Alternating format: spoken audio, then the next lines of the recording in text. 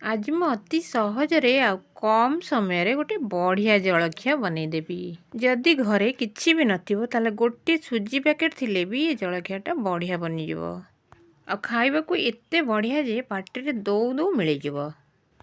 ସେଇଥିପାଇଁ ଗୋଟେ କଢ଼େଇରେ ମୁଁ ପ୍ରଥମେ 2 ତାଟିଆ ପାଣି ଢାଳିଦେଲି। ଏଥିରେ ଟିକେ ଆମେ ଲୁଣ ଦେଇଦେବା ଆଉ ଲୁଣଟାକୁ ଭଲ ଭାବରେ ମିଳେଇଦେବା। ମିଳେଇ ସାରିଲା ପରେ 2 ଚାମଚ ଆଧରେ ଅମୁଲ ପାଉଡ଼ର ପକାଇଦେବା। ଯଦି କ୍ଷୀର ଥିବ କ୍ଷୀର ପକାଇଦେବ, ନହେଲେ ଅମୁଲ ପାଉଡ଼ର ପକାଇଦେଲେ ବି ଭଲ। ଅମୁଲ ପାଉଡ଼ରକୁ ଭଲ ଭାବରେ ଆମେ ଏଠି ଗୋଳେଇଦେବା, ଯେମିତି ପାଣି ସାଙ୍ଗରେ ମିଶିଯିବ।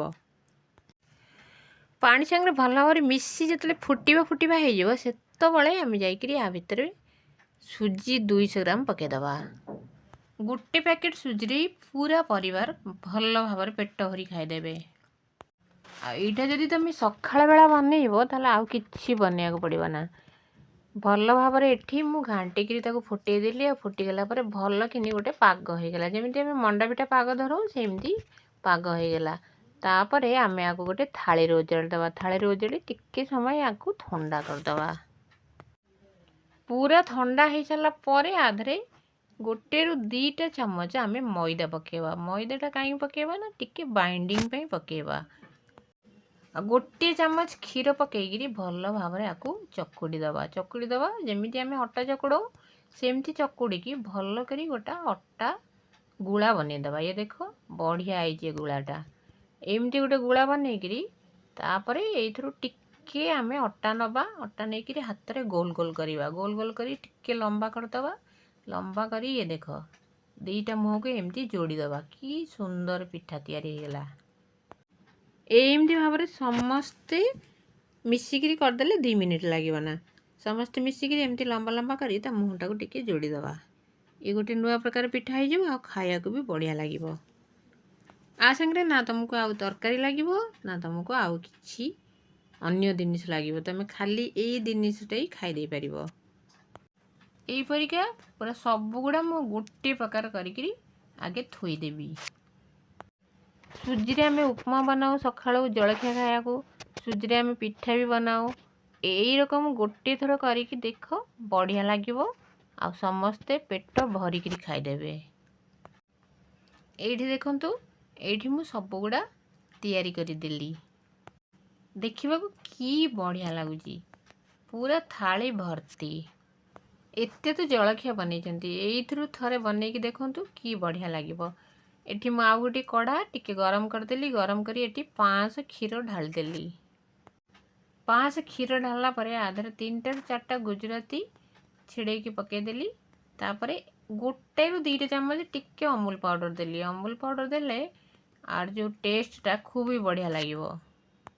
ଯଦି ନାହିଁ କିଛି କଥା ନାହିଁ, ଖାଲି କ୍ଷୀର ଦେଲେ ବି ଭଲ ଲାଗିବ। ଅମୁଲ ପାଉଡ଼ର ଦେଇ ଭଲ ଭାବରେ ଆକୁ ଗୋଳେଇ ଦେବ। ଗୋଳେଇ ସାରିଲା ପରେ 1ରୁ 2ଟା ଚାମଚ ଚିନି ଆ ଭିତରେ ପକାଇଦେବ। ପକାଇ ଦେଇକି ଭଲ ଭାବରେ ଗୋଳେଇବ। 5ରୁ 10 ମିନିଟ୍ ପରେ ତାପରେ ଯେଉଁ ପିଠା ଗୁଡ଼ା କରିକି ରଖିଥିଲ ସେଇଗୁଡ଼ା ଏ କ୍ଷୀରରେ ପକାଇଦେବ। କ୍ଷୀରରେ ପକାଇ ଦେଇ ଟିକେ ମିଡ଼ିୟମ୍ ଫ୍ଲେମ୍ରେ ଆକୁ 5ରୁ 10 ମିନିଟ୍ ପର୍ଯ୍ୟନ୍ତ ଫୁଟେଇ ନେବ।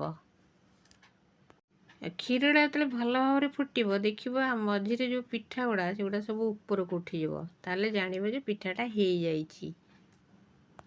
ଆଉ ଏଗୁଡ଼ା ସୁଜିରେ ତିଆରି ହେଇଛି, ସେଇ ଯୋଗୁଁ ବେଶୀ ସିଝେଇବ ନା, ବେଶୀ ସିଝେଇଲେ ବି ଅସୁବିଧା।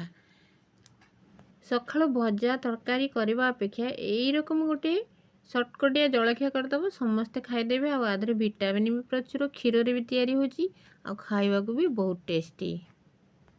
ବନେଇବାରେ କିଛି ଝାମେଲା ନାହିଁ। ଘରେ କ୍ଷୀର ଅଛି, ଗୋଟେ ପ୍ୟାକେଟ୍ ସୁଜି ନେଇ ଆସିଲେ ଜଳଖିଆ ତିଆରି। ଏଇଠି ଦେଖୁଥିବେ କି ସୁନ୍ଦର ଭାବରେ ଫୁଟିଗଲାଣି ଆଉ ସବୁ ପିଠା ତିଆରି ହେଇଗଲାଣି। ଆଉ ବେଶୀ ସମୟ ଫୁଟିବାକୁ ପଡ଼ିବ ନା। ମୁଁ ଖାଲି ଗ୍ୟାସ୍ଟା ସିମ୍ରେ ରଖିଦେଇଛି ଆଉ ଟିକେ ଏ କ୍ଷୀରଟା ମରିବାକୁ ଅପେକ୍ଷା କରିଛି। ଏବେ ପିଠାଟା ପୁରା ତିଆରି ହେଇଗଲାଣି। ଥଣ୍ଡା କରିକି ମୁଁ ଟିକେ ବାଢ଼ିକି ଦେଖୁଛି। ଦେଖ କି ଲୋଭ ଲାଗୁଛି ଖାଇବାକୁ। ଆଉ ଏତେ ନରମ ଯେ ତମେ ମୁହଁରେ ଦେଲା ମାନେ ମୁହଁରେ ମିଳେଇଯିବ। ଆଉ ଏଇଗୁଡ଼ା ଯଦି ଟିକେ ମାଟି ହାଣ୍ଡିରେ ଆମେ ସଜାଡ଼ିକି ରଖିବା, ଦେଖିବାକୁ ଖୁବ୍ ସୁନ୍ଦର ଲାଗିବ। ଇଏ ଦେଖନ୍ତୁ 200 ଗ୍ରାମ ସୁଜିରେ ପୁରା ପରିବାର ପାଇଁ ତୁମେ ପେଟ ଭରା ଖାଇବା ତିଆରି କରିପାରିବ। ଦେଖିଲେ ହିଁ ଖାଇବାକୁ ଲୋଭ ଲାଗିବ ଆଉ ଘରେ ଯଦି ବୟସ୍କ ଲୋକ ଥାଆନ୍ତି ଏତେ ନରମ ଯେ ସମସ୍ତେ ଆକୁ ଖାଇପାରିବେ। ଭାବୁଛି ଏ ଜଳଖିଆଟା ନିଶ୍ଚୟ ପସନ୍ଦ ହେବ। ଯଦି ପସନ୍ଦ ହେବ ଘରେ ଥରେ ବନେଇକି ଖାଆନ୍ତୁ। ଆଉ ଭିଡ଼ିଓଟି ଭଲ ଲାଗିଲେ ଚ୍ୟାନେଲକୁ ଗୋଟେ ଲାଇକ୍ ଆଉ ସବସ୍କ୍ରାଇବ୍ ଜରୁର କରନ୍ତୁ।